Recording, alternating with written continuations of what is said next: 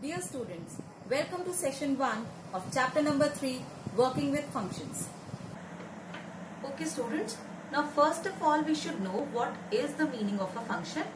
A function actually is a name given to a group of instructions within a program. Okay, now let's suppose, and what a function is doing, a function actually breaks a large program into small subunits, okay, so that the program becomes easy to read. Okay, let's suppose we have a large program written over here. Okay, it is a program containing 100 lines of codes into it, right? So a function, what a function will be doing, it is going to break our program into sub programs like this. Okay, the program is broken into various sub parts, and these are independent units. These can be independently executed also. Okay, now why do we require to break our program into sub programs? So first thing is, it improves the readability of our program. So let's suppose this is the whole program, right? If we have to read it out, we have to read it out from the beginning itself, because if we'll read from here within some middle portion, okay, so at that time it will not be easy for us to understand that what these lines of codes are doing. We have to go through the program from the beginning itself. But if the program is divided into sub modules or sub programs, so if we are reading this part, we will easily understand what this sub portion is actually doing, similarly what this sub portion is doing, and so on. So first thing is, it improves the readability of our program. Okay, next thing is, it is easy to debug. If we actually create a program with functions into it, we break our program, a larger program, into sub programs. We have created functions here. So what will happen if there is any error in any of the sub program? We just have to look into that program itself, that function itself, and we can remove the error from there, and thus our program will start working properly. Let's suppose this 100 lines of codes is written over here, okay, and no function is written here. Okay, now we have an error in the program somewhere. Okay, now it is actually very difficult for any programmer to rectify the error which is not divided into functions.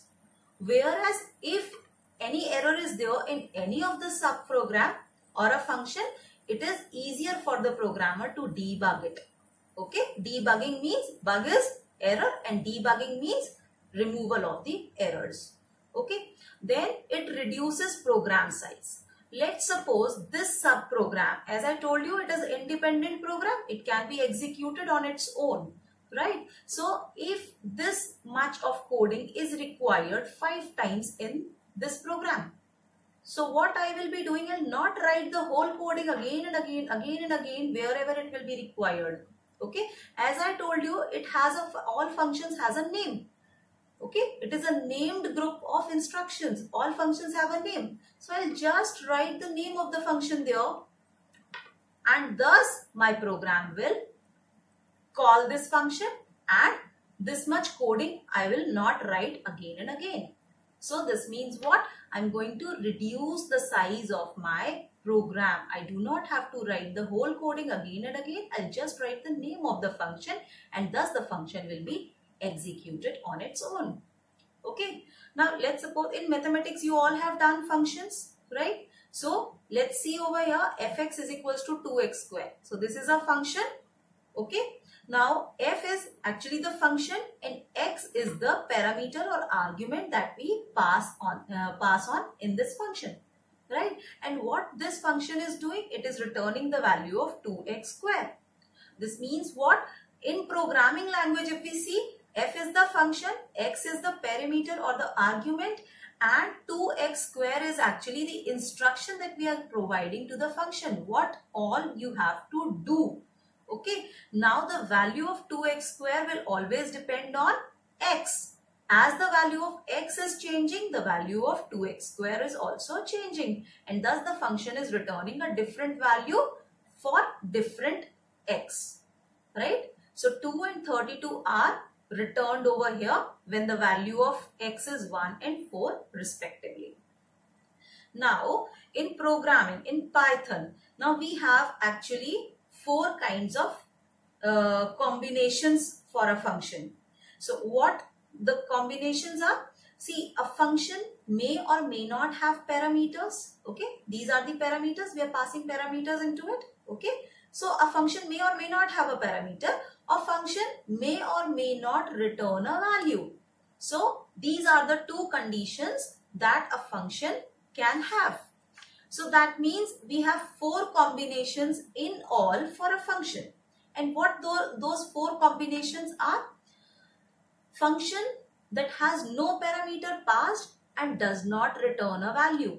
So that means there can be a function which does not have a parameter also. We are not passing any value inside the function, neither it is giving us any value. A function to which parameters are passed but does not return a value. That means we are giving some value to the function, but it is not returning us any value. It is not giving any value to us. Next thing is function with no parameters but returns a value. So a function where we are not passing any value into it. Okay, we are not passing any parameter, but it returns a value. That means function is giving us a value. And a function to which parameters are passed and it returns a value also. We are passing the parameters and the function is also giving us the value. So now these will be explained a little later. First thing is how to define a function. So we use, see, this is the keyword. Okay, def is the keyword here. Okay, so for defining a function we use the keyword def and then we write the function name. This function name is just like as we define a variable name or an identifier name. Okay, so the rules for defining a function name is just same as the rules for defining any variable name. Okay, now we have to use these parenthesis symbol, and in between the parenthesis we may or may not pass the parameters here. Okay, then these colon symbols are required because these colon symbols says that the instruction is not completed here. There are some more set of statements which are followed by this instruction. That means whenever this instruction will be executed, along with it some more statements have to be executed. Okay, so these are the statements or the block of statements that we are going to execute with this function, and this is actually the function definition. Okay, these are the instructions. And finally we have a return statement, and return actually returns some value from the function. Okay, so parameters and return, these two are not mandatory. They may be there in the function or they may not be there. Let's see an example over here. Def sum xy. So def is the keyword here. Sum is the name of the function. Okay, and x and y are 2 parameters we are passing. These are the 2 variables that we are passing inside the function. Okay, colon symbol.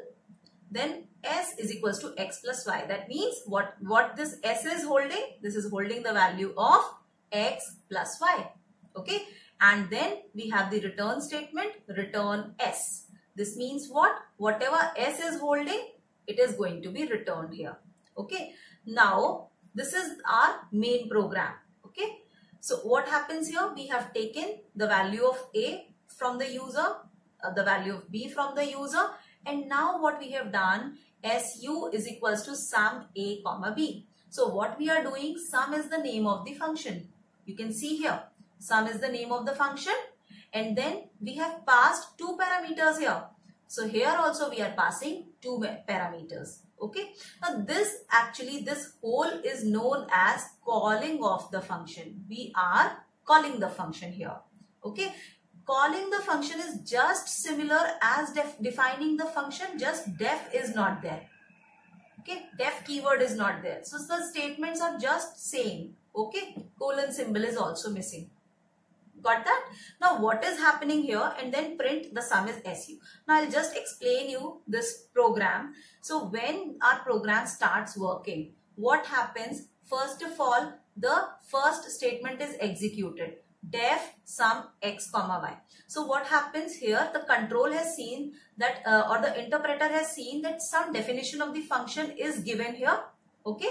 So it is not going to go into the details of this definition of the function, because our interpreter is going to execute our program from the main function itself. Okay. So this is not the main function. So first of all, it will leave this and it will come to main function. Okay. Now here A is given the value, B is given the value, and now what happens? This sum function is called. Now the control from here will move to this part, definition of sum, where the definition of sum is present. Okay, so the control will move here, and this right now this block of statements will be executed. Okay, and after the execution of these statements, it has encountered return statement, return S. So what will happen? This S will be returned where? This S will be returned in SU. Okay, so whatever, let's suppose X has the value 5, Y has the value 10. So S will have the value 15, right? So 15 will be returned, and this 15, the value 15, where it is going to be held? It will be held by SU. So SU now has the value 15. Okay, so when we are returning some value from a function, there should be some variable to hold this value. Okay, so because we are returning the value from this function, so there is one variable, that is SU, which will hold the value which is being returned by the function. Okay, so SU now holds the value 15, and finally we have printed the sum. Okay, is it clear? In the next case, what happened? Again the same function I have written, but with some changes into it. And what are the changes? Again, def sum. Now you can see here I have not passed any parameter here, right? No arguments are being passed here. So A and B both have got the values within the function itself. Okay, we have taken the value of A and B within the function, and then we have calculated the value of S. Okay, and we have again printed the value also here itself. Okay, so what happened here? Again, first of all, the control will come here.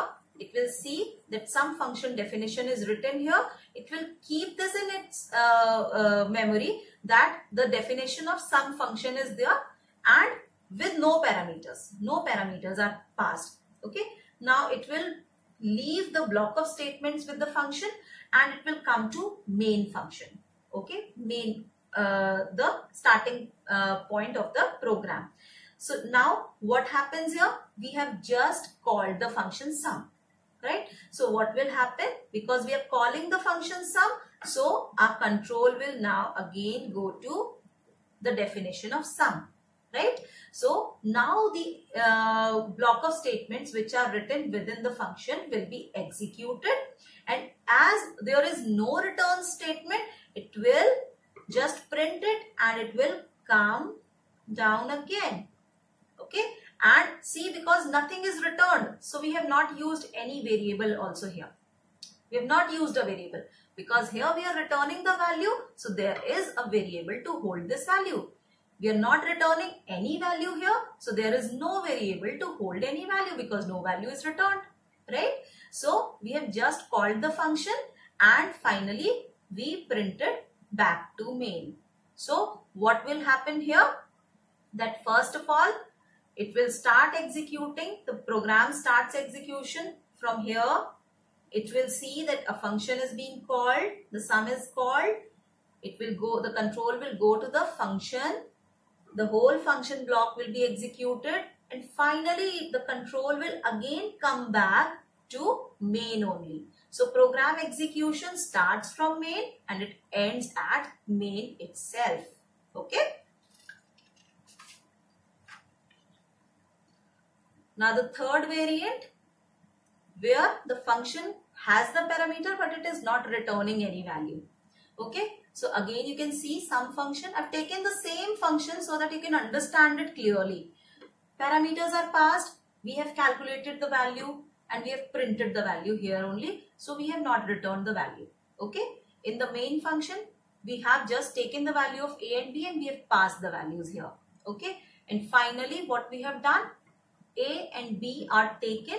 The values of A and B are taken from the user and some function is called with parameters. See, when parameters are there, the function calling should also have the parameters. If no parameter is there, the function calling should also not have the parameters. So both things must match. If there is just one parameter, the definition of the function is having just one parameter. So function calling should also has just one parameter. If the definition has no parameter, so there should be no parameter. If it has 5 parameters, it should also has 5 parameters. Got that? So, but this is not compulsory that the parameter name should be same. Okay. So if the names over here are A and B, here the names can be num1, num2, P, Q, nothing happens. The value of A just gets copied on the first parameter and the value of B will just get copied onto the second parameter. Okay. Print back to main. So after just execution of these many statements, it will again come back to main only. Okay. And then it will print back to main and that's it. Okay. Is it clear? Now the fourth combination, that is function with no parameters but returns a value. This I am leaving for you. Okay, so you will be writing the coding for this. Some function only, you are going to write the coding for that. Next, we come to Python function types. So what all types of Python functions are there? So first one is built-in functions. Built-in functions are those functions which we can use directly. They are already present in Python, okay, and we just use them directly. Like we have used len function to calculate the length of anything like a list or a string or anything, right? Similarly, we have used int function, right? Float function. We have used input. We have used chr, ord, append. All these functions we use directly. So these functions are pre-written codings. Okay, we are just calling them. We are just using them like the way they are written. Okay. Next one is functions defined in modules. Okay. Now there are few functions that are defined within some modules. So for that reason, we have to first of all call that module in our program and then only we can use those functions. Like for using sine function, power, square root, we have to import which module? We have to import math module. Similarly, for finding mean, median, mode, we have to import statistics module. For using random function, rand range, rand in function, we have to import which module? Random module. So there are some functions that are written in some modules. So for using these functions, we require those modules to be imported first and then we can use these functions. Built-in functions can be used directly without importing any module, and whereas functions which are defined within some other modules, first of all we have to import those modules and then we can use them. You've done this in class 11th, right? And then we come to user-defined functions. Just now we have defined some function. So user-defined functions are defined by the users according to their need. So like the one we have done just now. Okay, so now students, I'm giving you 2 questions to do so that you will be able to understand the way how functions are written. So write a program to find the cube of a number entered by the user using function. Let's suppose the function name is cube and this is what you have to create. This will be a user defined function. Okay, now you will be deciding how to create the program for finding the cube of x. Similarly, the next program says write a program to input two numbers and find their sum, difference, product and quotient using function. So we have done for sum. So you will be doing it for difference, product and quotient. Just extend your program a little more and this program will be done. So with this we come to end of this session. Now I'll meet you in the next session. Thank you.